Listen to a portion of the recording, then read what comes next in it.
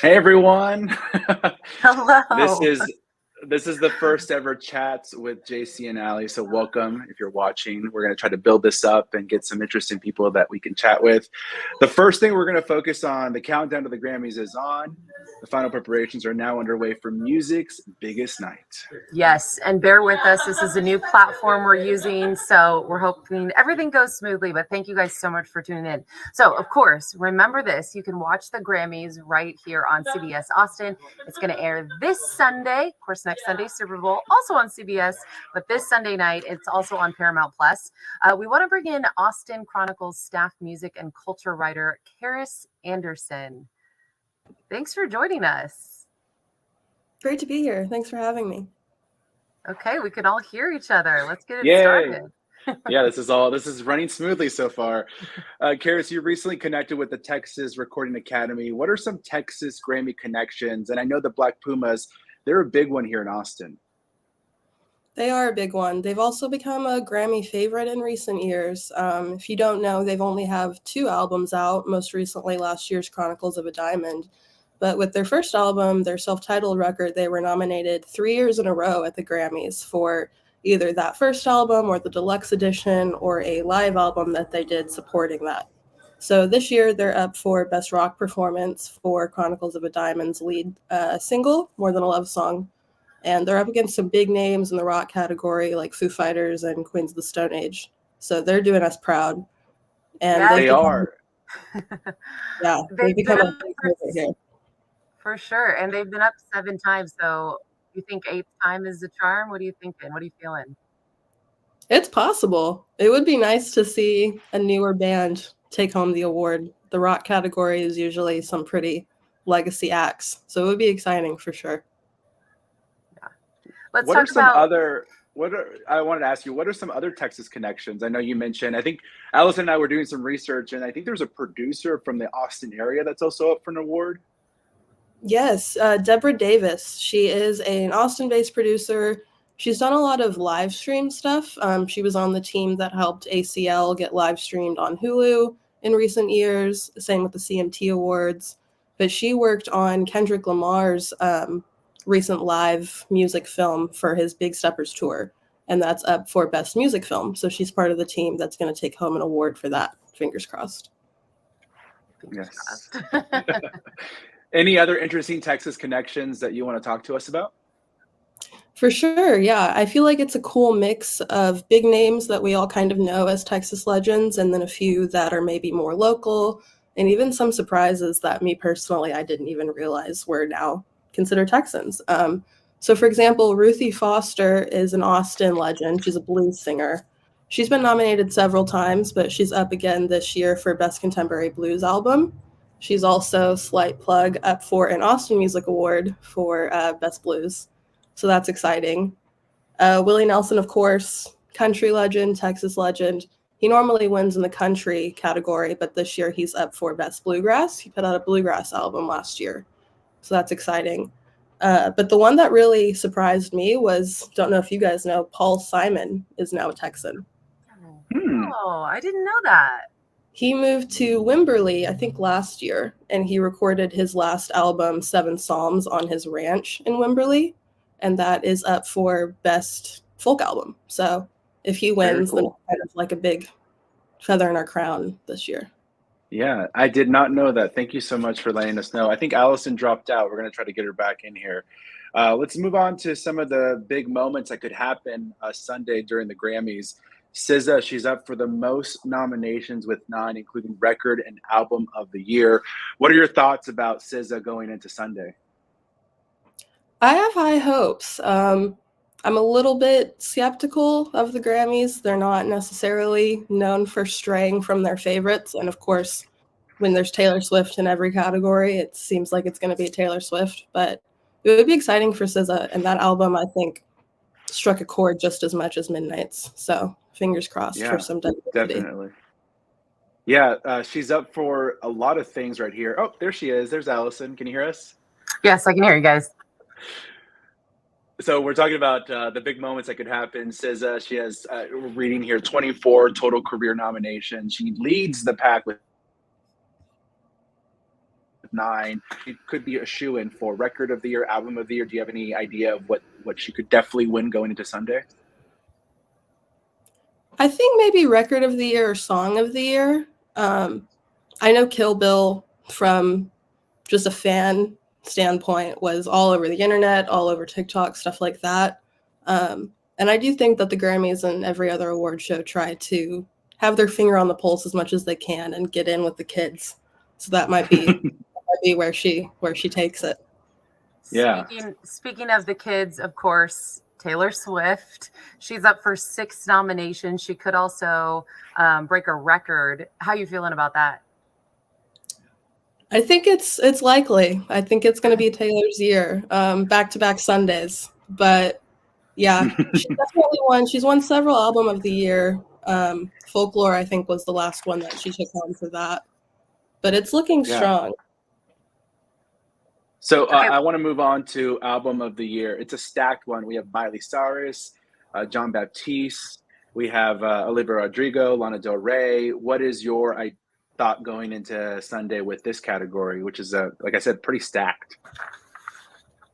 Outside of the obvious Taylor Swift connection, I will say that John Baptiste has won that award before, so I don't want to put him out of the running.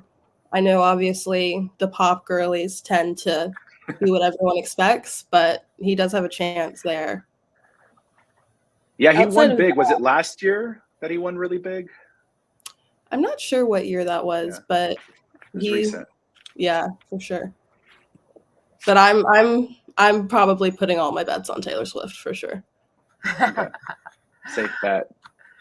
I think one of the fun categories too, and we didn't talk about this before we got into this live stream, but best new artist. It's always interesting to see who wins that. I know a lot of people have been talking about Jelly Roll. He's been in the headlines lately. What are you feeling? That's true. Jelly Roll he's popular, and it's funny. I've had family members who are a little bit older reach out to ask me if I knew who Jelly Roll was. So he definitely has a widespread fan base. The one person that I am kind of keeping an eye out for that category is Victoria Monet. She, I feel like a lot of people might know her more as a songwriter. She's worked heavily with Ariana Grande in the past, but she's been steadily releasing her own music. And then last year was her very first debut full-length album. And she's been nominated a bunch at the Grammys, but never won. So I feel like this might be her year now that she has a full-length album to her name and not just songwriting credits and songs here and there, that it might be her time to be recognized. I don't think I've heard her name up until the Grammy, so she's getting a lot of exposure, which is really great to see. I want to talk about Song of the Year. This is always a fun one just because Anti-Hero, Dance the Night from the Barbie soundtrack, Flowers, that was such a big song that everyone heard last year. Kill Bill was another one, Vampire. I mean, this is a really tough category. Do you have an idea of, again, who might take home the Grammy for this category? I have some thoughts. I agree, though. That is one of the trickier ones because it's like every song on that list was so huge. From, like you said, there's 2 Barbie songs in the category. Flowers and Vampire by Olivia Rodrigo were big, internet songs.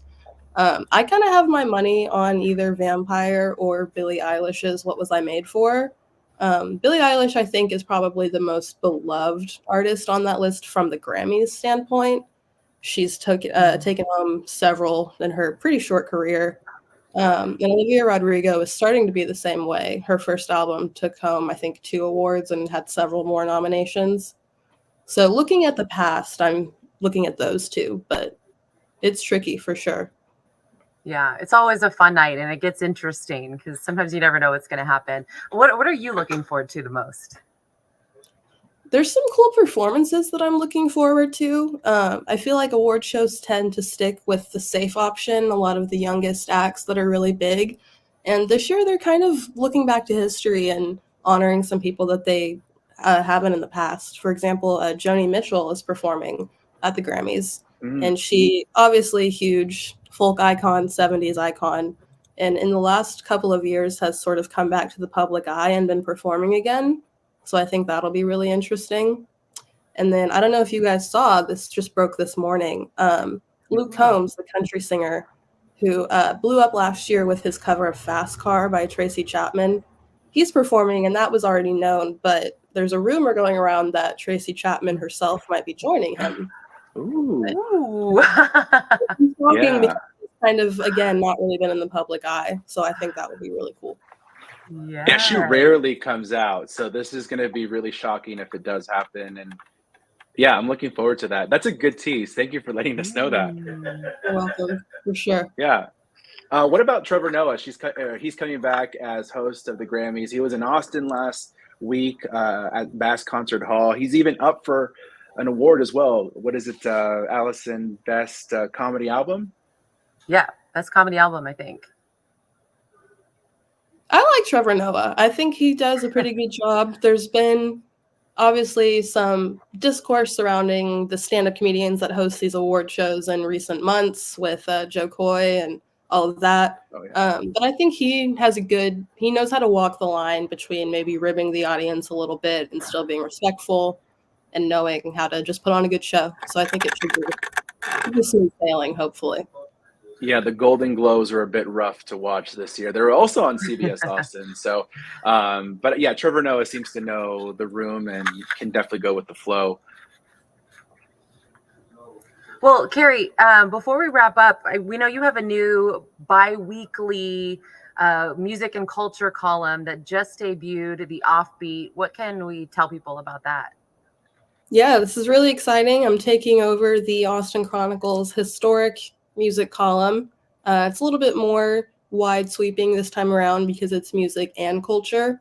But yeah, every other Thursday you can look for me to really be the spot for what's going on. Obviously, Austin is an art city, and so there's a lot to choose from, but it'll be things, for example, you're looking at my first column, which premiered 2 weeks ago. Be everything from event recaps. I went to Kathy Valentine's going away show, famously of the Go-Go's, to more hard-hitting news, things going on with the city and the music commission to support the music scene and the culture here and stuff like that. So there will be a new one next Thursday. Very exciting. Every other week. Awesome. I wanted to ask about Kathy Valentine. She's from the Go-Go's, right? She's leaving Austin, I guess. I thought she'd lived here for a long time, right? Yeah, she has. It was a big deal. She's moving to the UK. In fact, I think she's already settled now. So she played 2 shows to sort of, with her current band, the Bluebonnets, to kind of send her off. And it was, as you can imagine, full of surprise guests. It had Sue Foley and Zach Person, and John Doe of X even came out, which was pretty exciting. She's a punk rocker. He's a punk rocker. So it kind of took it back to her roots.